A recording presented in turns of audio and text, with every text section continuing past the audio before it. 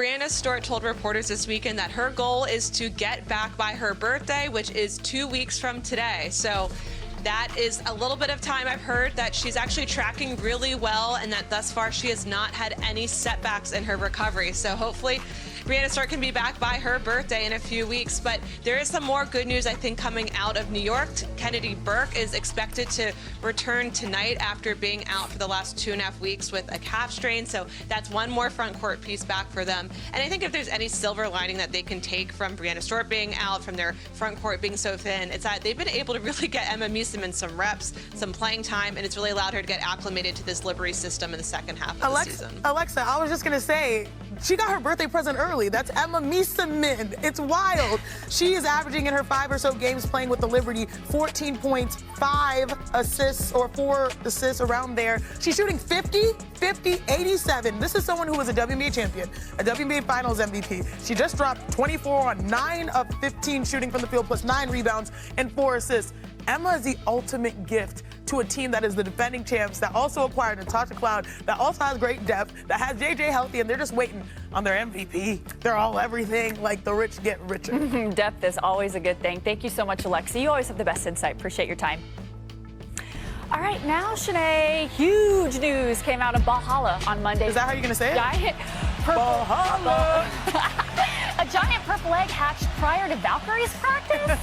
And then at halftime, this happened at their game against the Sun. The WNBA World welcomed Violet to the mascot. Worldwide, for short, is a raven, which is traditionally a sidekick to Valkyries in Norse mythology lore. And just like ravens, she likes shiny, sparkly things and leaves glitter in her wake. It sounds like we're talking about a Disney movie. Shanae, do we have a new challenger to Ellie's throne of the Queen of Mascots? Sis, Ellie, you are officially on notice. You are on notice.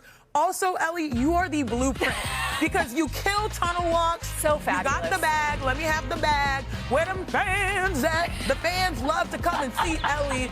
Literally, I don't know if that's a twerk. Can we say twerk on air? She's doing all the TikTok dances. She's got the Telfar in her hand. She is the absolute best. So we got to pay respect to Ellie. Give her flowers. Also, I guess we can say, like, that's her daughter now. That is. I like the little mascot world. I like Durant to make his Houston debut as KD will lead his new squad to his old stomping grounds in OKC on opening night. We now welcome an NBA reporter, Tim McMahon, who covers all things Texas NBA, all things Rockets. Tim, what were your first impressions when you saw the league schedule makers worked their magic and decided to have KD in OKC as the Thunder raised their first ever banner? Howdy, Vanessa. I had a deep appreciation for the NBA's feeling for how to create a little bit of drama. How do you create drama with a bunch of Boy Scouts raising a championship banner to the rafters?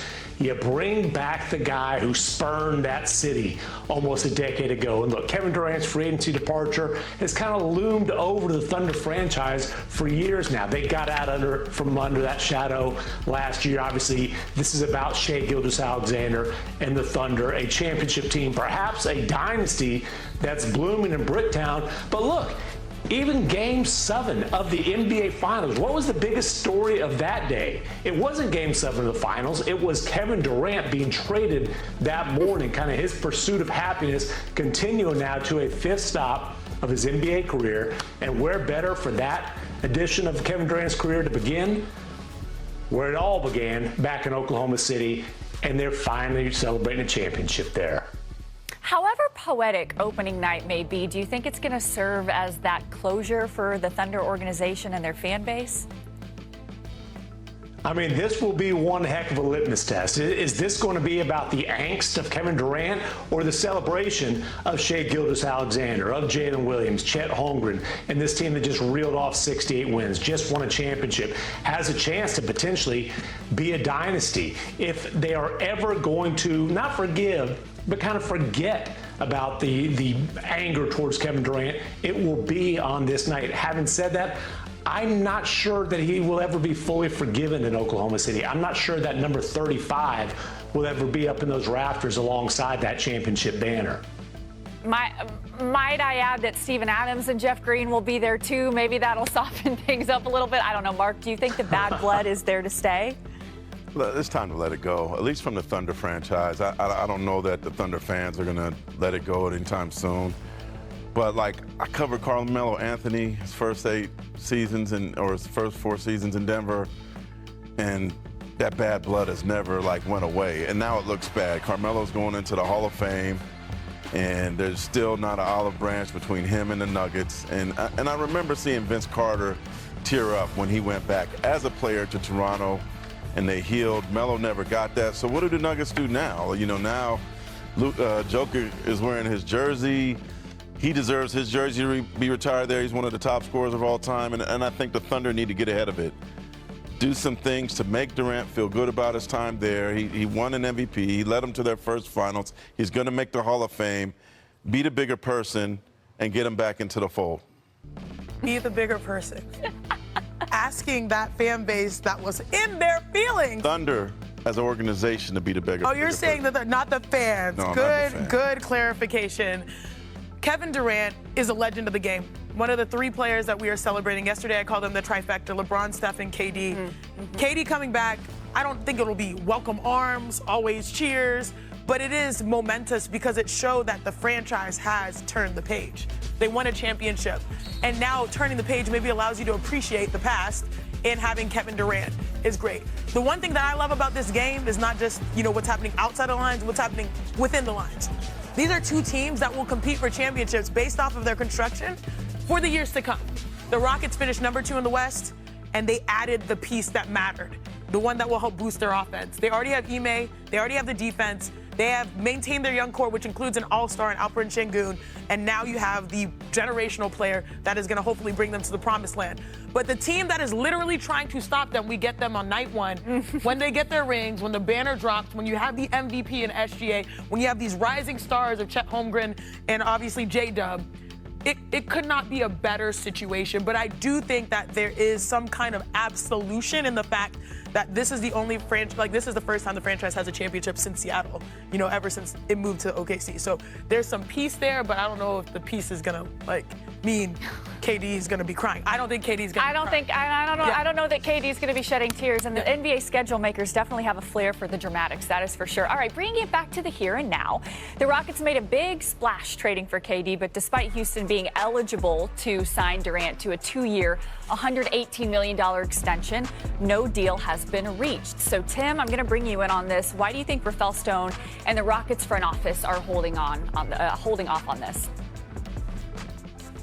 Because there's not a sense of urgency to get it done right now. The Rockets have other business that they need to handle this summer, primarily the extension for Tari Eason. Look, it was a big splash. It was potentially the final piece that they needed to be a real deal contender, that go-to guy that they were sorely missing last season.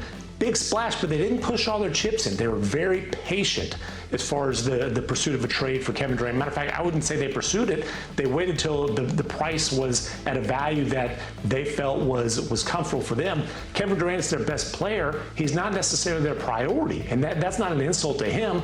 Their priority is making sure that they have as long of a runway as possible while trying to cash in on this window that they created by getting Kevin Durant. And certainly, I think both sides want that to be more than a 1-year window, but it's not going to be a max extension. If that was the priority for Kevin Durant, it would have been done in conjunction with the trade, and he probably wouldn't have ended up in Houston. So I think you're going to see both sides take a patient approach.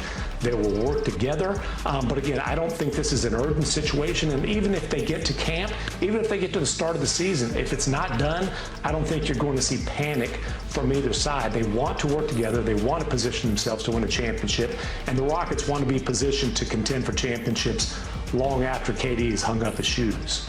Tim, I was nodding my head the entire time because one of my favorite parts of the Kevin Durant trade is that the Rockets did not give up all of their young core like a lot of teams do to get superstars. So, Mark Spears, do you like the way the Rockets are playing this? I don't.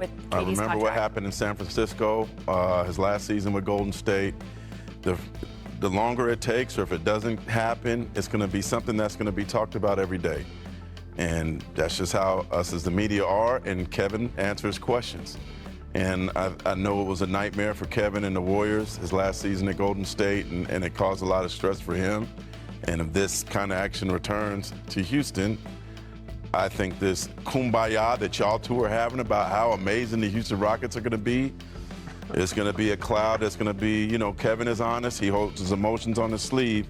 And if he gets asked about that every day, it's going to be a distraction. But the I'm laughing at Shanae, by the way. Thank you. I mean, I might be like the Rocket spokeswoman right here, but the circumstances of him going to Golden State, that was a whole different circus that he had to deal with. Same thing with Brooklyn and same thing with Phoenix. Yes, it was of his own.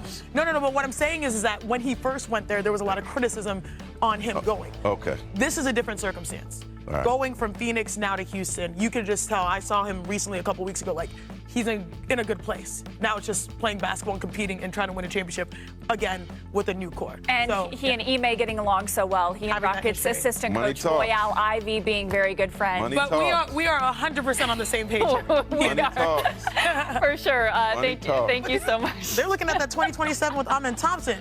That's right. All right. The Slim Reaper is a professional scorer and, of course, could continue his march up the scoring record books this season.